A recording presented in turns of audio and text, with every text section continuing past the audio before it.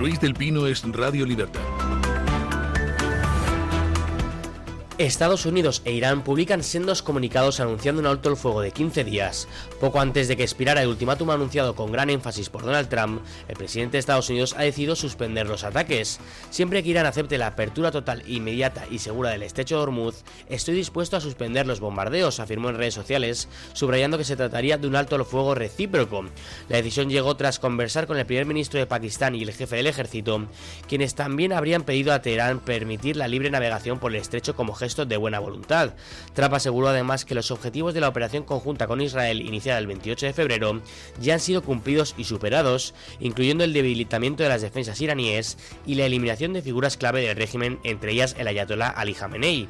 Tras el aplazamiento del ultimátum, Irán aceptó el alto el fuego. No obstante, advirtió que no supone el fin de la guerra y responderá con firmeza ante cualquier provocación. Bueno, pues al final estaba yo ayer muy pesimista, estaba muy optimista antes de ayer estaba muy pesimista y mira, pues al final acuerdo de última hora.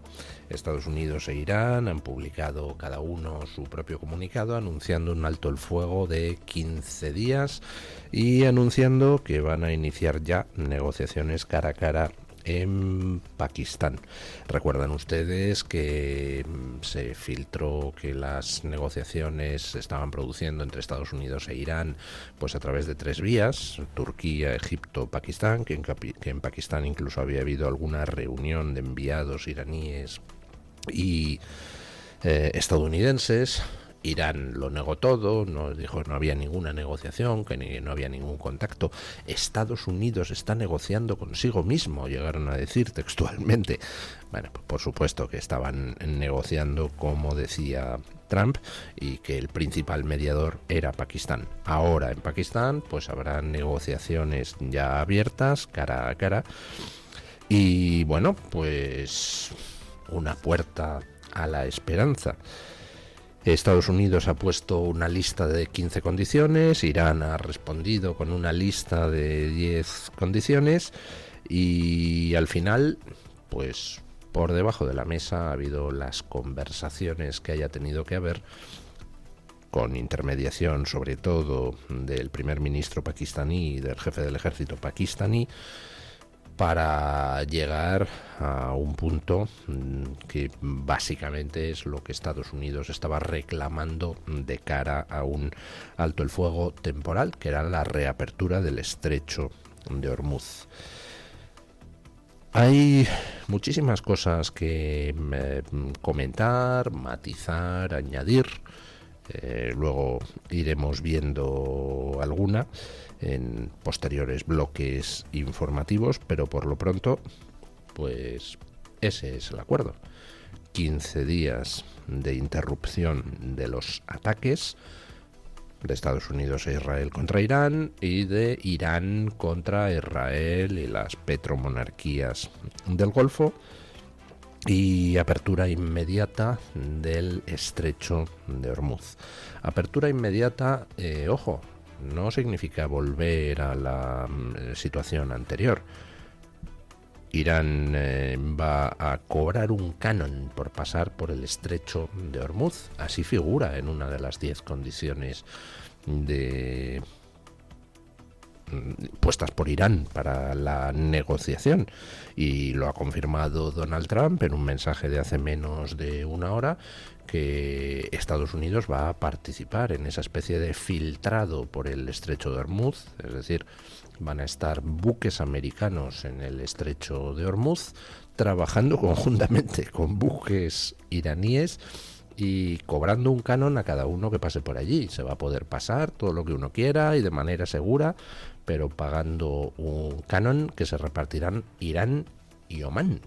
Eso es lo que parece desprenderse tanto del comunicado de alto el fuego de Irán como del mensaje que ha puesto hace una hora Donald Trump en las redes.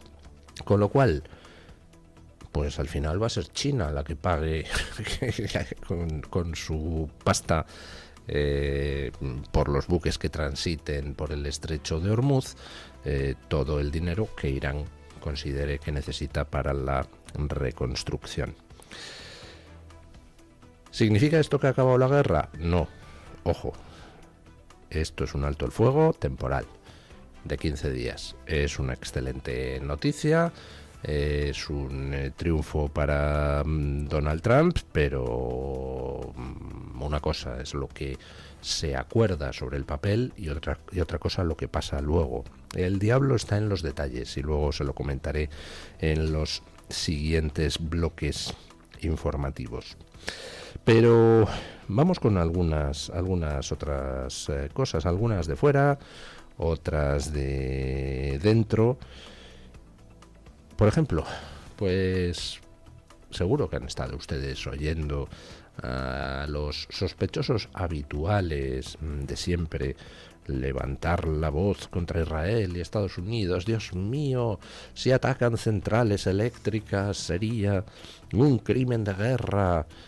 Realmente los ejércitos más potentes de Irán no están en Irán, están en Occidente. Las legiones de políticos y periodistas progres de todas las tendencias, de izquierda y de derecha, que harían todo lo posible, salvo poner dinero suyo, para que Occidente perdiera la guerra contra cualquier dictadura externa.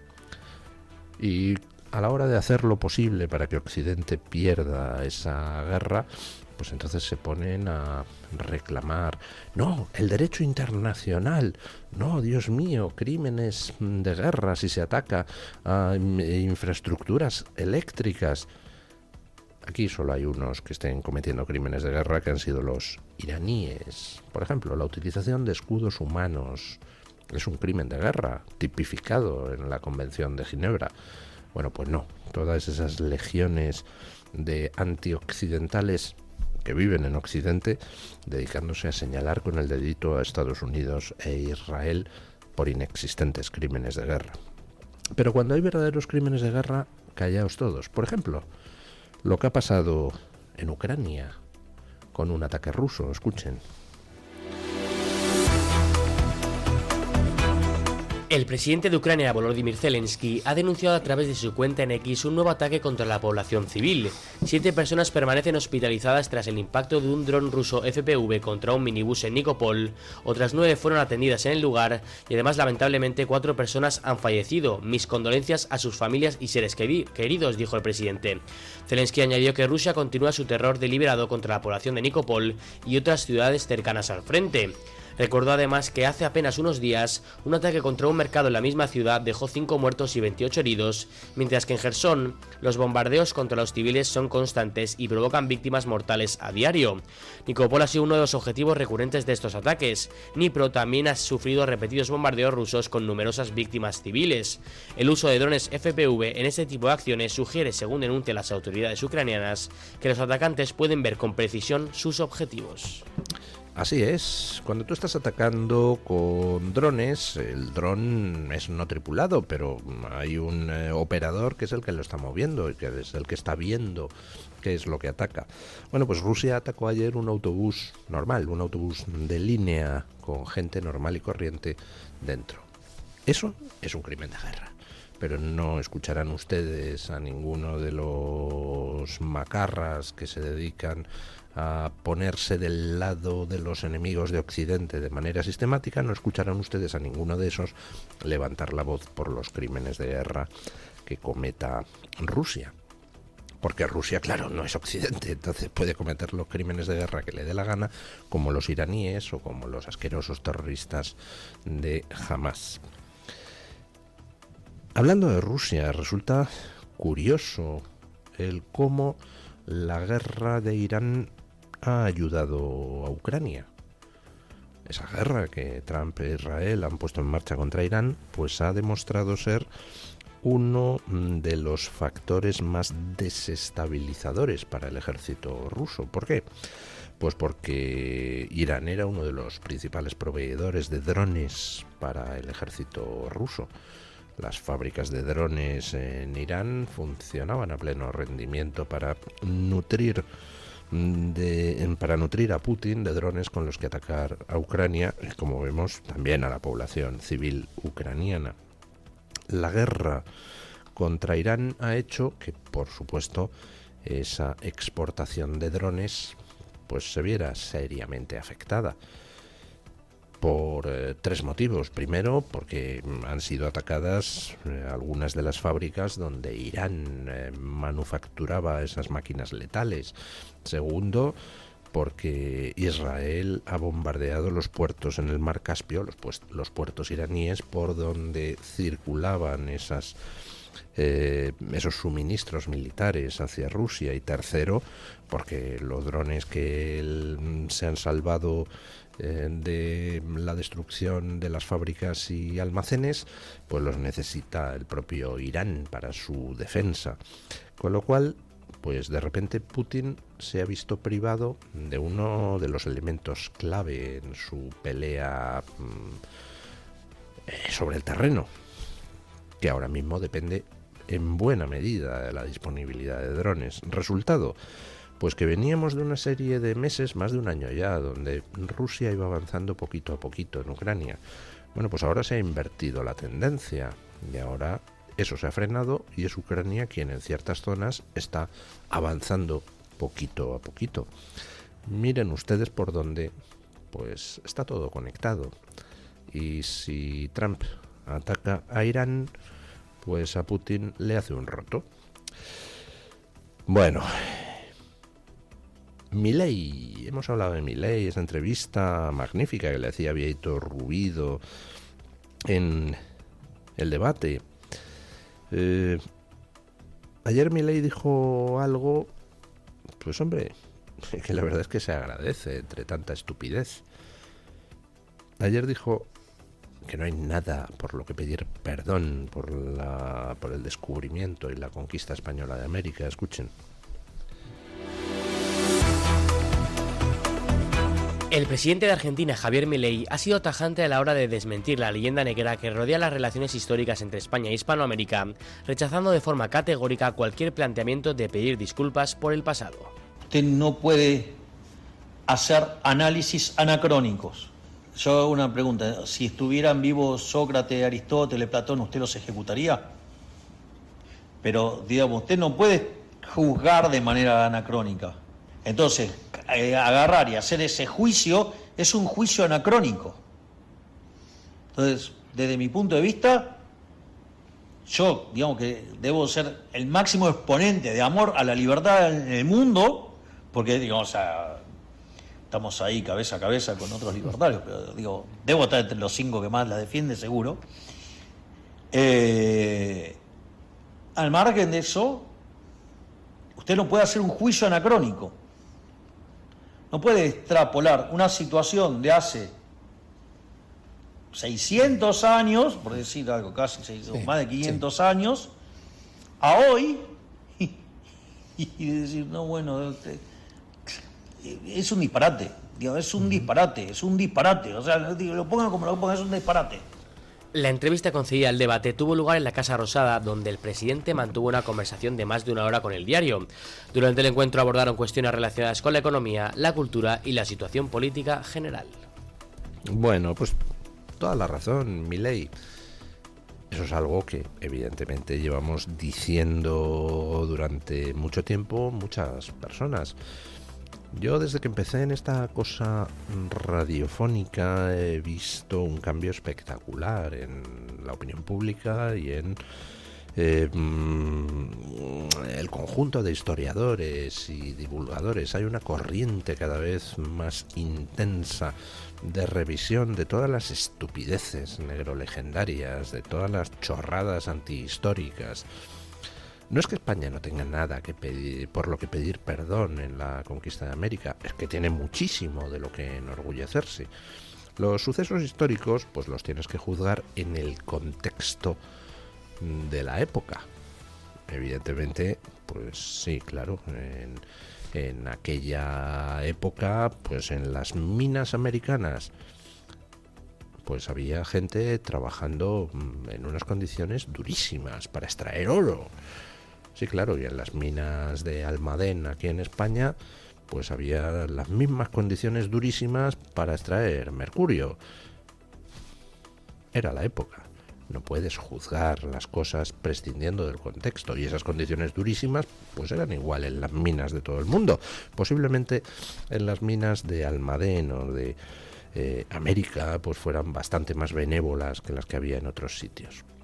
A la hora de ver cómo juzgar algo, pues te tienes que fijar en la comparación. Y les pongo un ejemplo muy extremo: la Inquisición española. Anda, que no hay leyenda negra con la Inquisición española. Pues oiga, la Inquisición española no es algo por lo que España tenga que pedir perdón. Es que podemos sacar pecho de la Inquisición española, comparándolo con lo que había en otros sitios.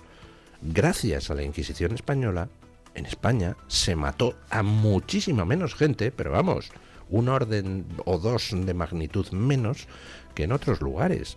En un solo cantón de Suiza, en el lapso de 10 años, se quemó a más gente en la hoguera por hereje que los que mató la Inquisición española a lo largo de 3 siglos y medio. O sea, es que estamos hablando de ese orden de magnitud. La Inquisición española fue una institución que, hombre, vista desde la perspectiva de hoy, dices, ¡qué barbaridad! Pero vista desde la perspectiva de entonces, era una institución avanzada. O sea, fue la primera vez que tenían derecho los acusados a tener un abogado defensor. Siglos antes de que el abogado defensor, se instituyera en otros países europeos. Vamos, hasta tal punto era una institución avanzada, con todas las barbaridades vistas desde esta época, pero en aquella época era avanzada.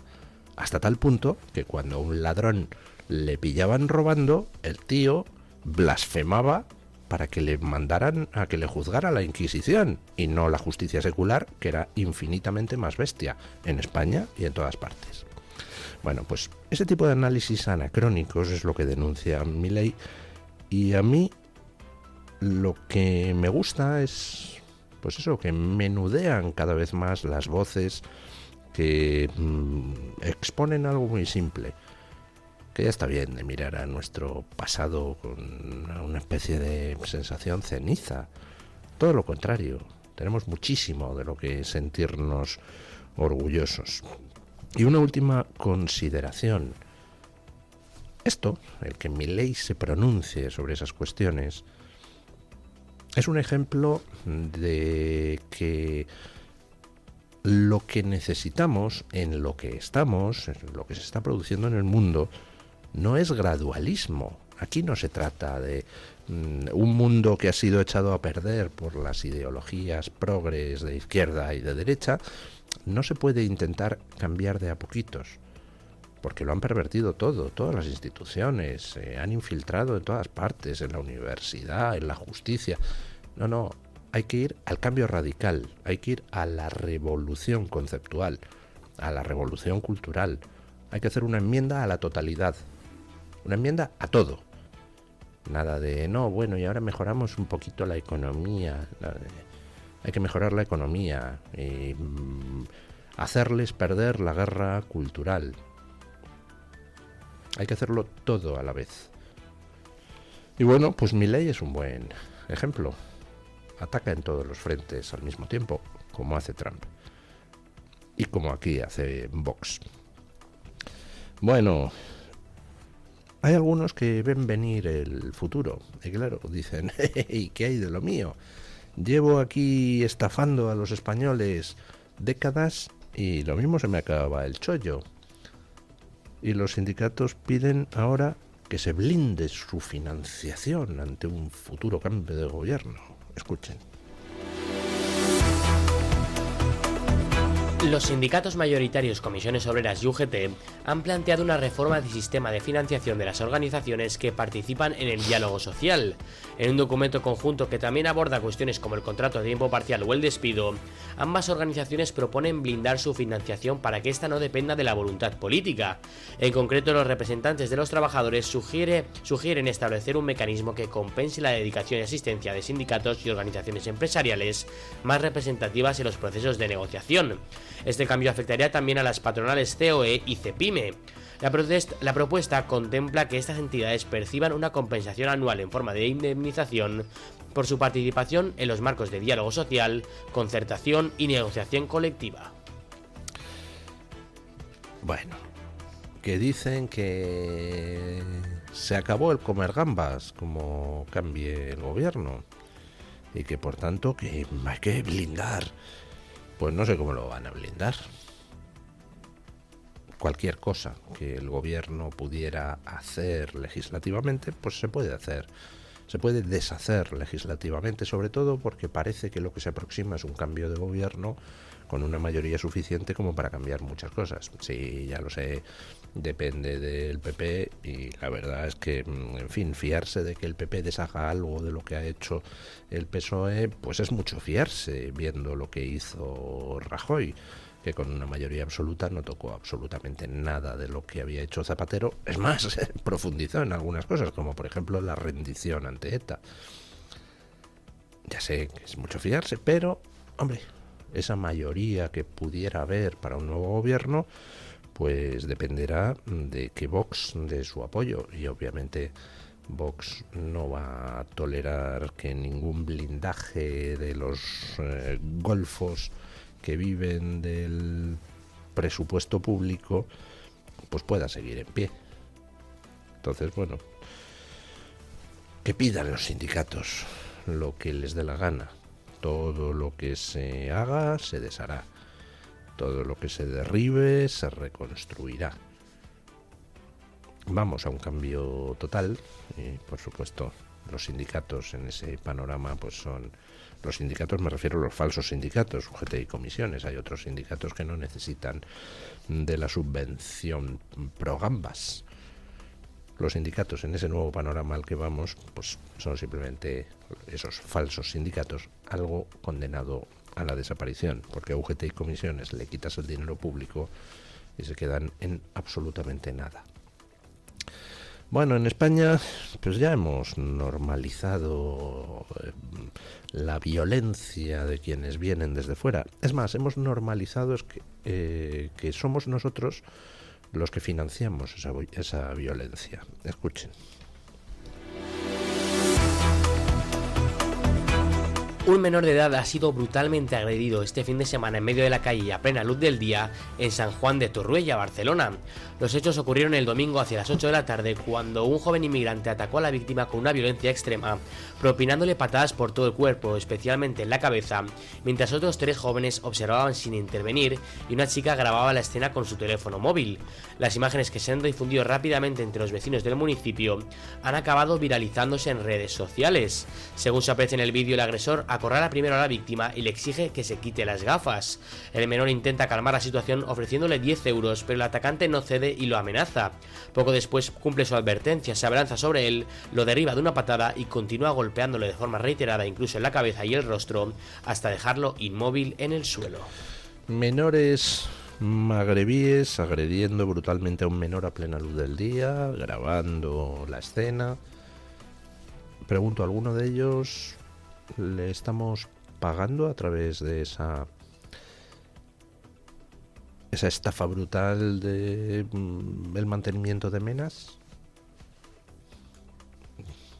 No sé, estamos con nuestro corazón así de ancho financiando las palizas a menores en España. Me gustaría saberlo. ¿Cómo tiene que ser un pueblo para estar dando dinero a quienes le apalizan, violan, matan? Un poco cobarde, ¿verdad?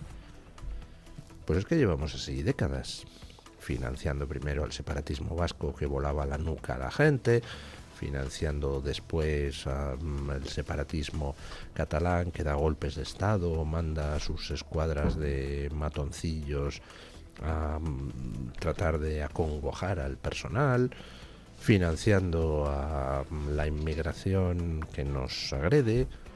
Llevamos así décadas. Va siendo hora de un cambio, ¿verdad? Bueno, vamos con la noticia de interés general del Banco de Santander con don Guillermo Díaz. Banco Santander ofrece este espacio. Los incendios forestales en Galicia han calcinado cerca de 900 hectáreas. El fuego en Ponteareas, en Pontevedra, es el más grave, con 750 hectáreas quemadas, y se extendió desde el Monte Galleiro a los municipios de Pasos de Borbén y Mos, antes de ser controlado este martes a las 2:34 de la tarde. Las primeras hipótesis apuntan a intencionalidad.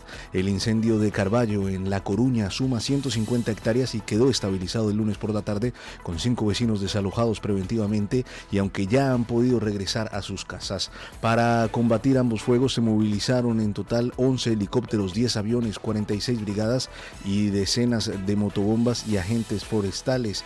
La Junta de Galicia tiene prohibidas las quemas agrícolas hasta nuevo aviso por las condiciones meteorológicas adversas. Las primeras investigaciones apuntan a que el incendio de Carballo pudo originarse en una quema agrícola.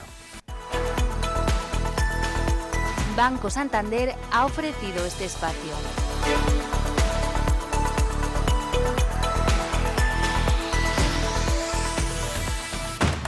Puedes darle vueltas a muchas cosas.